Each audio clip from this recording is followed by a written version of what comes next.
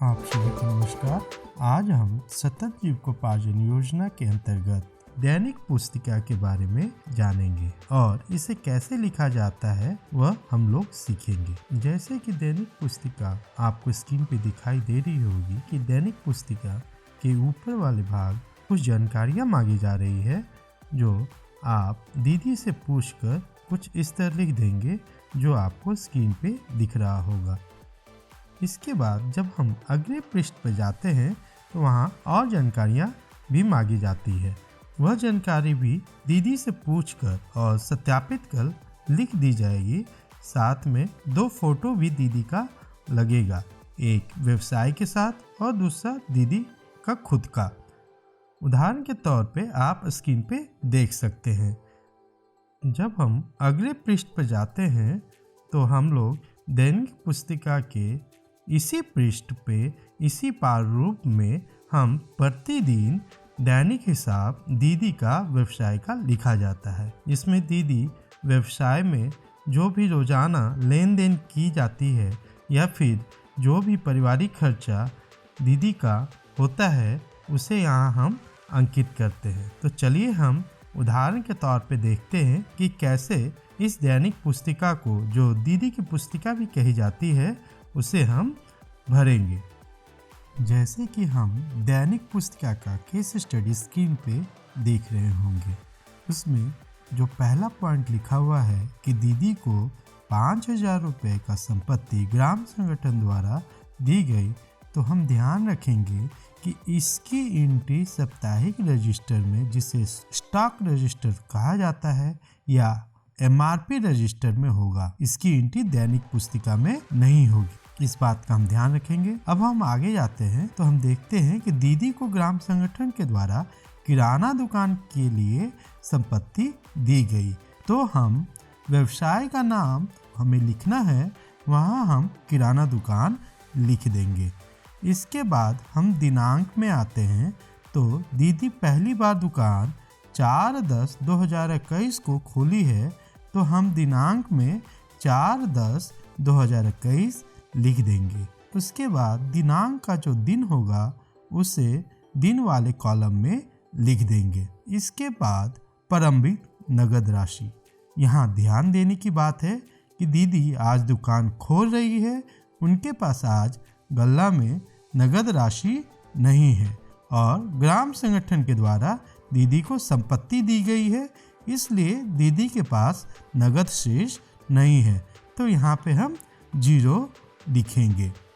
आगे है परिवार द्वारा सामग्री की खरीदारी में खर्च। तो हम देखेंगे 4/10/2021 को दुकान शुरू की गई और केस स्टडी में बताया गया इस तारीख को दीदी ने दुकान के लिए कोई भी खरीदारी नहीं की और कोई भी सामग्री खरीद कर नहीं आई, तो हम यहाँ क्या लिख देंगे, 0 लिख देंगे।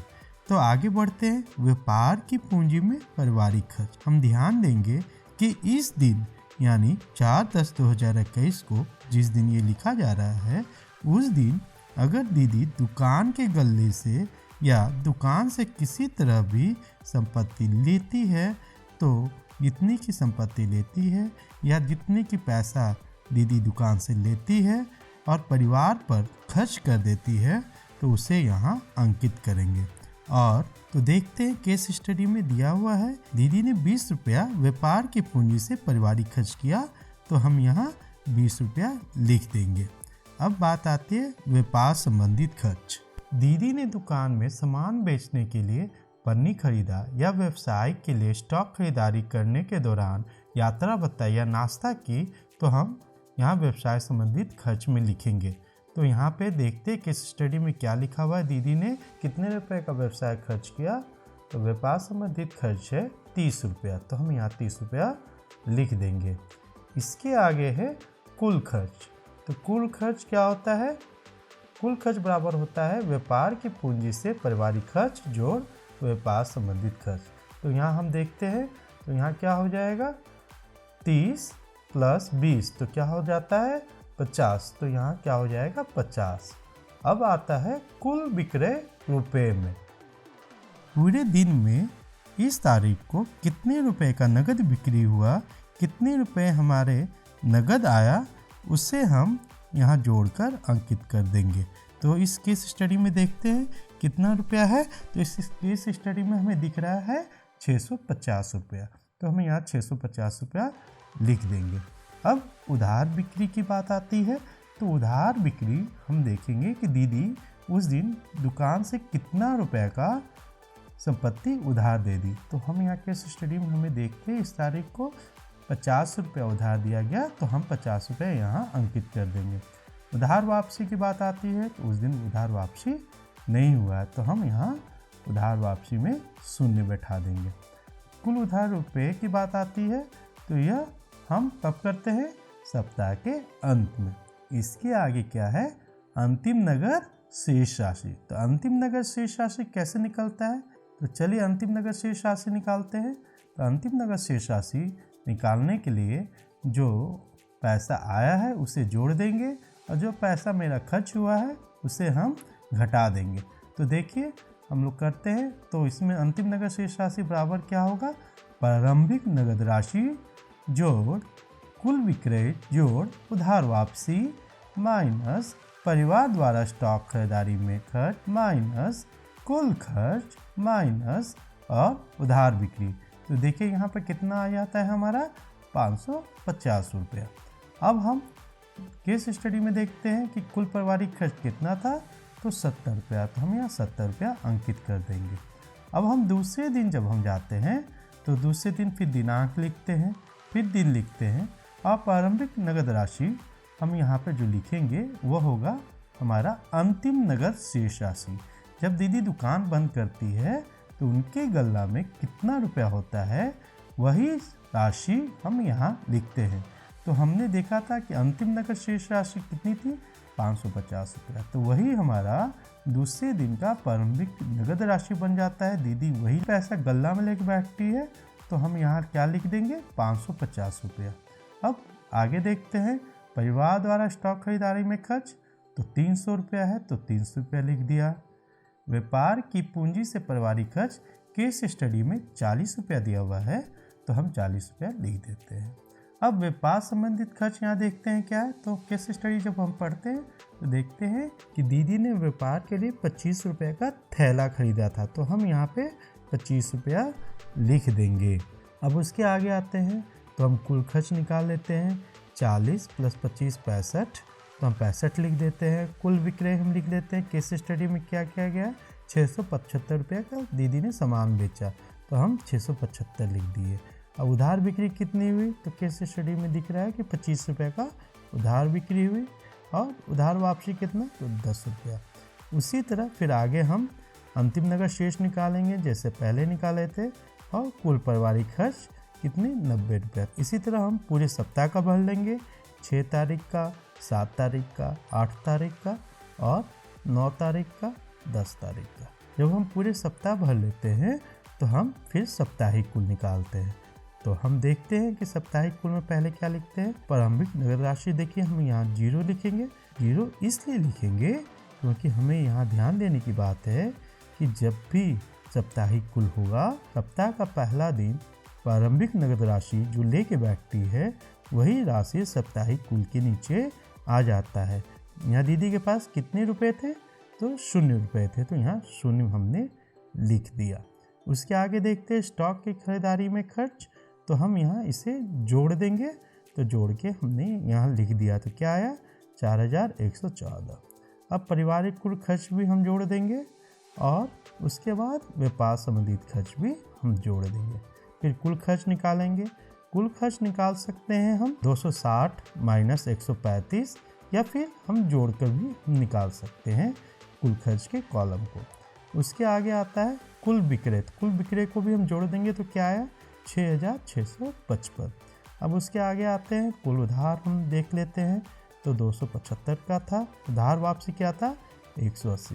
तो चलिए अब कुल उधार निकालते हैं। तो कुल उधार के लिए निकालने के लिए क्या होगा? जितना हमने कुल उधार लगाया था माइनस जितना हमारा उधार आया। तो 275 माइनस 180 तो कितना बचा?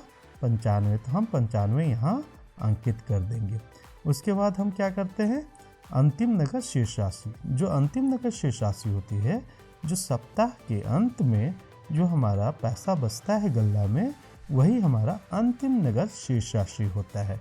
तो यहाँ पे हमारा अंतिम नगद शेष राशि देखिए रविवार को कितना बचा था 2051 रुपया। तो हम यहाँ 2051 रुपया लिख देंगे।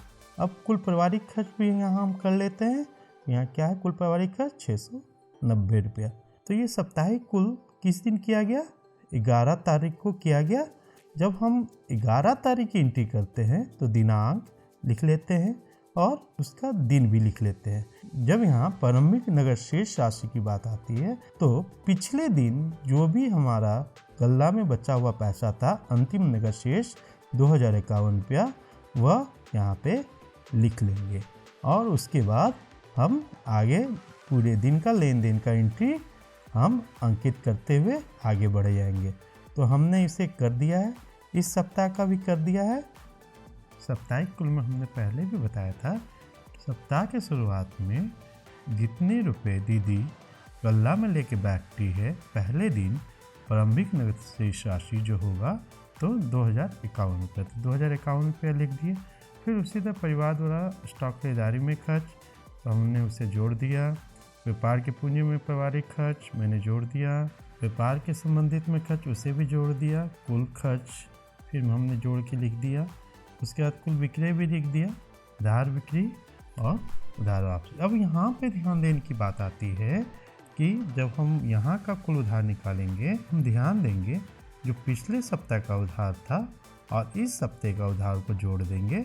जैसे 235 प्लस 95 माइनस इस सप्ताह के जो उधार वापसी आई 55 रुपये 275 रुपये। तो 275 रुपये हम यहाँ लिख देंगे। अंतिम नगद शेष राशि हफ्ते के अंत में जो मेरा पैसा बचा हुआ था 1644 रुपया और फिर कुल पारिवारिक खर्च हम यहाँ जोड़ के लिख देंगे 720 रुपया। तो हमने अब तक जाना कि कैसे दैनिक पुस्तिका में हम लिखेंगे।